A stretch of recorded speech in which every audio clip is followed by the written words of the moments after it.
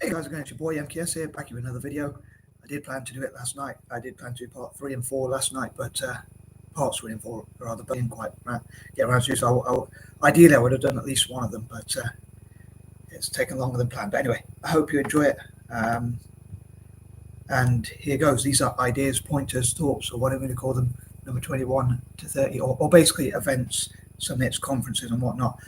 Dream and Asian Alliance conference or network or whatever you want to call it will host. And on that note, I forgot to ask, that's one question I forgot to ask, is what do you think would be the best name for such an alliance between Asian nations? Do you think union, alliance, network, cooperative?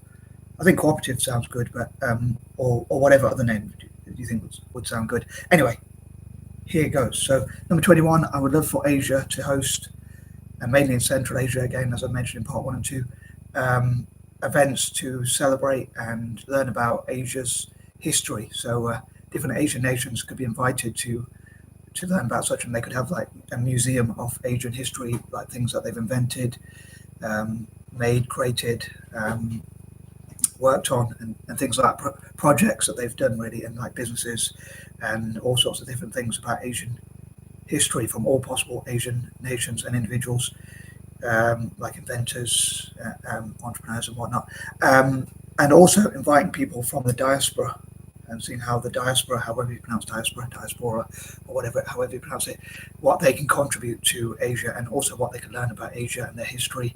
Like people who have Indian ancestry could learn more about where they come from, or even other Asian nations as well, including mixed Asians like myself, or mixed part Asians like myself, rather, I would say, like Anglo-Indians and others, Malaysians and whatnot, and other Eurasians as well, of course. But yeah, anyone with Asian ancestry at all, to learn about different, or as many of them as possible, at least, as many of us as possible, to Asia and learn about some of our ancestry, or in pure breed's case, all of their ancestry, where known. But yeah, anyway, I think that covers that one. But yeah, so different Asian nations could be invited to learn about Asia and about its history and about each other's countries and whatnot. And Asia itself could, and also people from the diaspora, as I say, and even people just generally. Number 22, I think of quirky names or quirky ideas like the Asia Future Summit or something like that, which could be, again, I'd love to know what people think could be some good names for summits, conferences, events, and things like that.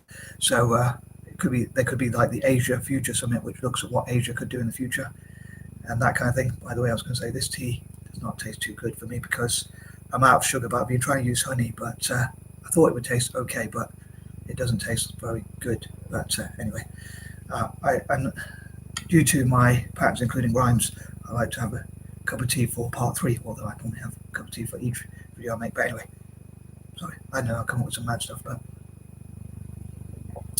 anywho, moving on, number 23, talking about the future. Number 23, there could be events, summits, conferences and whatnot to tackle poverty, looking at ways to tackle poverty, and to encourage investment into Asia from all over the world. So for sovereign wealth funds, and I suppose most of how to encourage Sweden, Norway, and other parts of Europe. And I know Norway has its own sovereign wealth fund, encouraging other nations and businesses from other nations to invest in Asia as much as possible. And again, as I mentioned before, I know I mentioned that point before in part 1 or 2, I can't remember which one, but also to encourage to support Asian businesses. So again, I know I mentioned this before, but how can the Asian Development Bank support Asian businesses? And again, I know these are kind of a repeat, as I mentioned before, of my general goals and dreams for Asia. So when I talk about things I'd love for Asia to work on, for this alliance to work on, but I think having specific events, either on Zoom or even physically, where people can meet up, could be something that could help to put them in writing, have them online, and make them more official, and so they could be stuck to more that kind of thing. Number 24, each Asian nation to have its own sort of voice and say in such summits and conferences. So, and also, I think it'd be cool if each Asian nation hosted each other. So I know they kind of do this already, but I love for that to be happening more often and to involve all possible Asian nations as well. So they could put forward what their goals are, and what they want to see for their nation and their people, and possibly listen to others as well. So I'd love for all possible Asian nations to host their own events, and maybe annually different Asian nations could be the hosts of different sort of diplomatic and things like that, inviting diplomats and delegates and that kind of thing. But mainly Central Asia, I think, should host most of the events symbolically, because obviously that means I just think strategically being central is kind of, let's say, symbolically something that would make it cool for them to host such events. Number 25, Republic events. Again, they could invite people from outside of Asia as well, so African and Latin American and other such republics around the world. So hopefully that will benefit each other, and as I often like to benefit republics. Hopefully that will benefit the republics of Asia more, although I love to as much as possible. I hope to benefit republics at least slightly more, if not a fair bit more. Number 26, reparation events. Again, this could be something where they work with African nations and look at what they have in common, and other, including maybe even Indigenous Australasians, Aboriginals, Torres and Strait Pacific Islanders, and Maoris, and Native Americans, and look at how they can network together and learn about each other and learn from each other, and invite those people to their nation, hopefully towards a mutual benefit. But also anti-imperialists around the world from all different backgrounds, people who support anti-imperialism, anti-imperial projects, and that kind of thing. But basically, many of them are in Asia, could network together, hopefully, through different summits, conferences, and events. So again, having anti-imperial events and that kind of thing, summits, conferences, and that kind of thing. So look at how they can benefit each other in terms of their security and economy and things like that. Number 27, also they could have award ceremonies, which are kind of events which I suppose you could class those as events, but they could have things like that which look at those who have contributed to Asia, whether that's unifying Asia or projects that have helped Asian entrepreneurs or whatever it might be that has benefited Asia as much as possible, and as many nations and individuals in Asia and across Asia as possible. So giving them rewards and things like that. So I hope there'll be lots of summits, conferences, and events that give them rewards for benefiting Asia, as I say. So yeah, those who have benefited Asia the most, and maybe they could even like have legends of Asia, those who have benefited Asia, so they could have what I normally do, which is like a 40-point list of, or what I'm trying to do, or hope to do in the future rather, which is a 40-point list of legends, in this case, who have benefited Asia. Maybe I would have my own list of that in the future. And the number one, 41st, would be the GOAT, i.e. the greatest of all time, in terms of benefiting Asia. Some could be from history, and some could be present day, and obviously some will be in the future, hopefully. 28, I hope they have events that look at how to turn negative situations into positives. For instance, I often have like China and India have, sorry, my voice is struggling a bit today for some reason. I feel I've got a cold or something.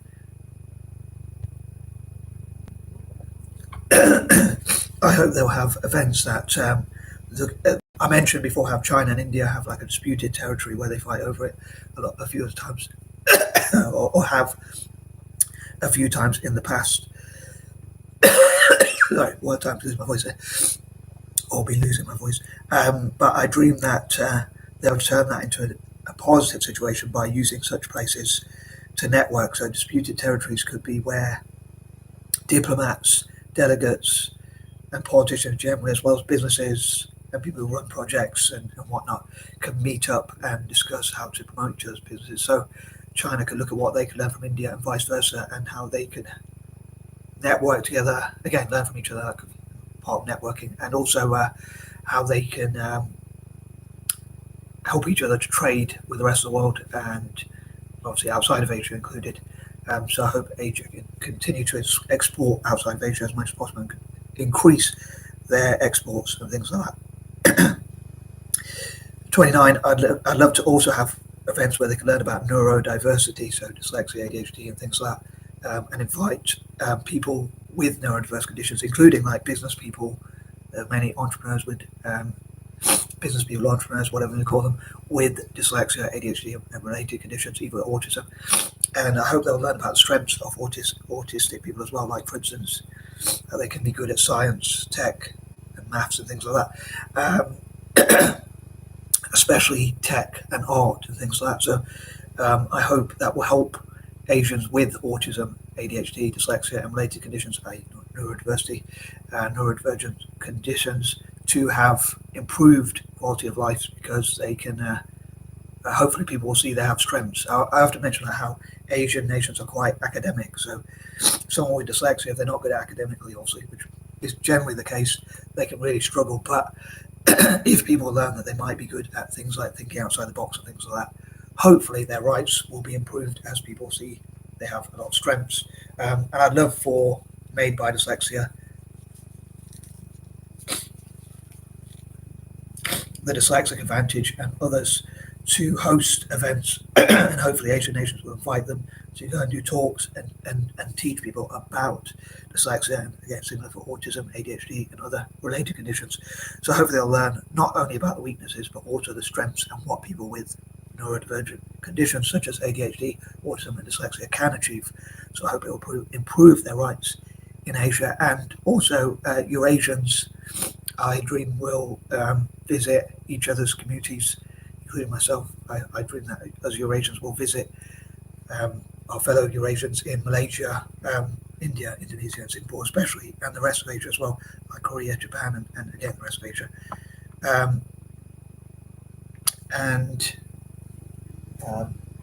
So I'm wondering why my laptop's not fully charged, but anyway, sorry. But yeah, I hope that Eurasians will benefit those nations, especially to say thank you for looking after us historically. And number 30, I'd love to know what you think of some negatives and positives about Asia. What do you think are the worst and best about Asia? I suppose that's not quite an event, but maybe they could have events on that note which look at how they can improve. Anyway, I am out.